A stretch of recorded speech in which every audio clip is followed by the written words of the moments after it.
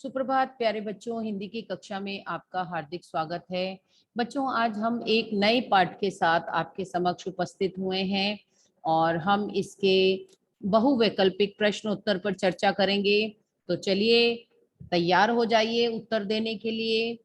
लेखक ने भगत जी के गायन का चरमोत्कर्ष कब देखा? आपके पास 4 विकल्प हैं, आप हैंड रेज कीजिए। जब धान की रोपाई के समय, या जब भगत के पुत्र की मृत्यु हुई, या साहब के दरबार में। गर्वित बताइए। मैम, जब भगत के पुत्र की मृत्यु हुई। जब भगत जी के पुत्र की मृत्यु हुई, सही जवाब। बहुत अच्छे गर्वित। आगे चलेंगे। कृपया सभी बच्चे प्रश्नों के उत्तर दें, अपना मनोबल बढ़ाएं। आप सभी उत्तर दे सकते हैं। भगत अपने पुत्र का अधिक ध्यान क्यों रखते थे? जल्दी से मेरी विंडो पर मुझे हाथ खड़े दिखाई दें। यस, हर्षी। वह मानसिक रूप से कमजोर था, उसे देखभाल की ज्यादा जरूरत थी। D part. जी, वह मानसिक रूप से कमजोर था, उसे देखभाल की ज्यादा जरूरत थी। बहुत अच्छे हर्षी, बहुत अच्छा जवाब दिया। अगला प्रश्न देखेंगे। भगत जी ने अपने पुत्र की मृत्यु पर पुत्र वधू से रोने के स्थान पर उत्सव मनाने के लिए क्यों कहा? बताइए अदिति। आत्मा परमात्मा का मेल खुशी की बात है, दुख की नहीं।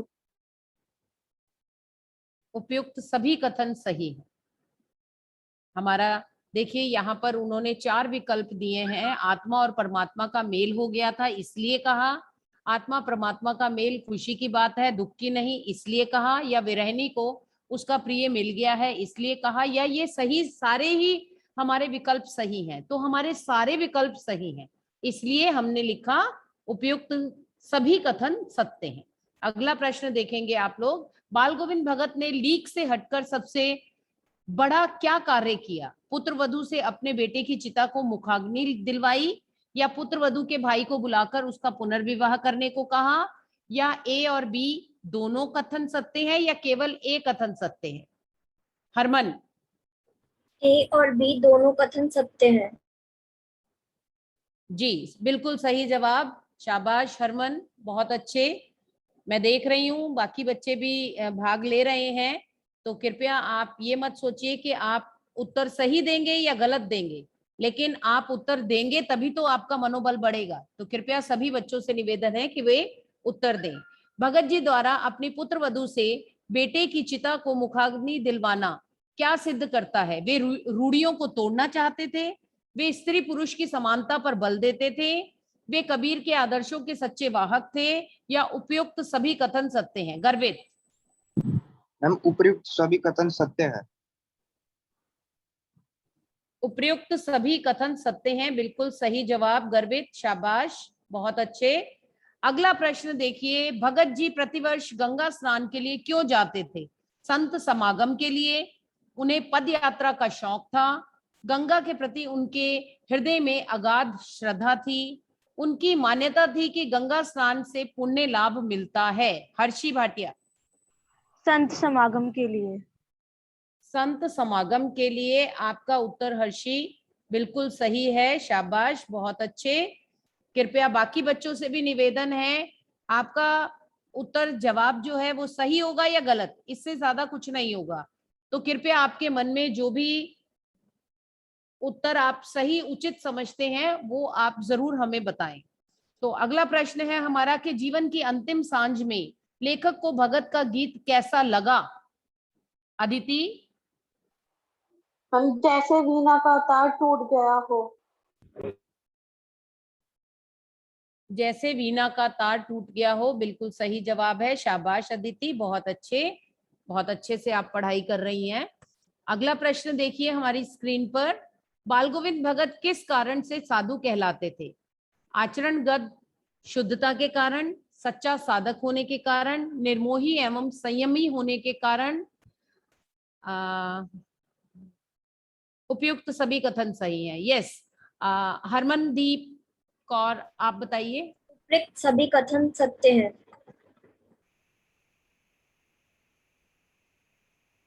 सही है आपका जवाब हरमन, शाबाश। और अगला प्रश्न देखिए, आपकी स्क्रीन पर है कि कबीर में बाल गोविंद भगत की श्रद्धा का कारण था। कबीर में बाल गोविंद भगत की श्रद्धा का कारण था, कबीर निर्भीक संत थे, या कबीर पाखंड के विरोधी थे, या कबीर छुआछूत जाति प्रथा आदि के विरोधी थे, या उपयुक्त सभी कथन सत्य हैं। याशिका, उपयुक्त सभी कथन सत्य हैं। आपका जवाब याशिका बिल्कुल सही है, बेहतर, बहुत अच्छा, शाबाश। अब आगे देखिए प्रश्न, गांव का सामाजिक सांस्कृतिक परिवेश आषाढ़ चढ़ते ही उल्लास से क्यों भर जाता था? यहाँ पर 4 विकल्प दिए हैं, आपको जो विकल्प सही लगता है देखिए। आषाढ़ वर्षा का महीना होता है, ज्येष्ठ के महीने की तपिश से लोगों को छुटकारा मिल जाता है, लोग धान की रोपाई शुरू कर देते हैं, उपयुक्त सभी कथन सही हैं। गर्वित वैद, मैम उपयुक्त सभी कथन सत्य है। उपयुक्त सभी कथन सत्य हैं, आपका जवाब बिल्कुल सही है गर्वित, शाबाश। अगला प्रश्न देखिए, एक सच्चे साधु की पहचान कैसे होती है? उसके विचारों से, उसके पहनावे से, उसकी ईश्वर भक्ति से, उसके बाहरी व्यक्तित्व से। हरमन, उसके विचारों से। सही जवाब, शाबाश।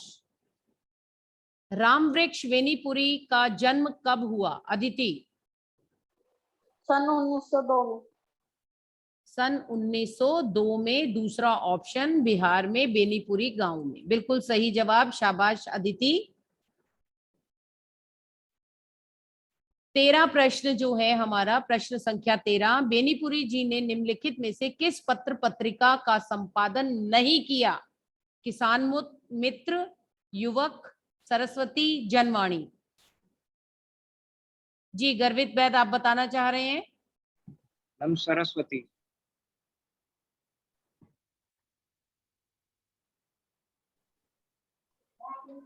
आपका उत्तर बिल्कुल सही है गर्वित, शाबाश। मुझे अच्छा लगा ये जानकर कि आप सभी बच्चे जो हैं वो पार्टिसिपेट कर रहे हैं, भाग ले रहे हैं। निम्नलिखित में से कौन सी रचनाएं बेनीपुरी जी की नहीं है? गोदान एवं रंगभूमि, पतितों के देश में एवं अम्बपाली, चिता के फूल एवं पैरों के पंख बांधकर, माटी की मूर्तें एवं गेहूं और गुलाब। जी हर्षी। गोदान एवं रंगभूमि। हाँ जी, मैम गोदान एवं रंगभूमि। हाँ, गोदान और रंगभूमि जो है ये मुंशी प्रेमचंद जी की रचना है, ठीक है, तो ध्यान रखें। और बाकी सारी जो है उनकी रचनाएं हैं। और अगला 15वां प्रश्न देखेंगे, लेखक का सिर किस गर्व से ऊंचा रहता था? वे ब्राह्मण जाति के थे, वे अपने को विद्वान समझते थे, वे जमींदार के बेटे थे, वे एक बड़े राजनेता थे। याचिका, वे ब्राह्मण जाति के थे। जी, वे ब्राह्मण जाति के थे, और ब्राह्मण जाति के होने के कारण वे गर्व महसूस करते थे। बाल गोविंद भगत किसे अपना साहब मानते थे?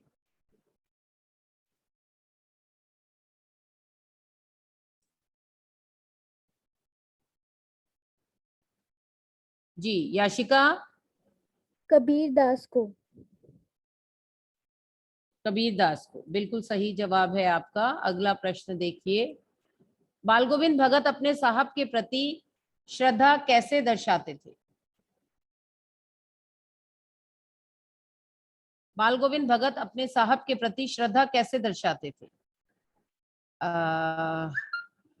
हरमनदीप कौर। उपयुक्त सभी कथन सत्य हैं।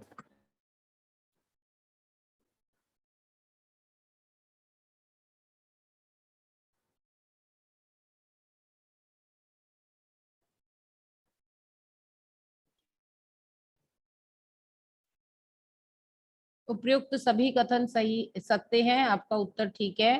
प्रश्न संख्या 18, बाल गोविंद भगत सब चीजों को किसकी संपत्ति मानते थे? साहब की, अपनी, ईश्वर की, जमींदार की।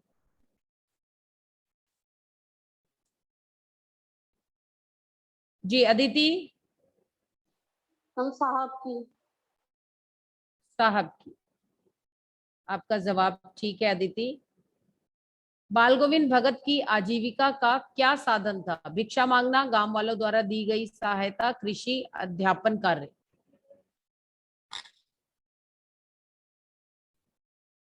हर्षी। कृषि। सही है आपका जवाब, वे कृषक थे। ठीक है। भगत जी के गीतों की क्या विशेषता थी? भगत जी के गीतों की क्या विशेषता थी?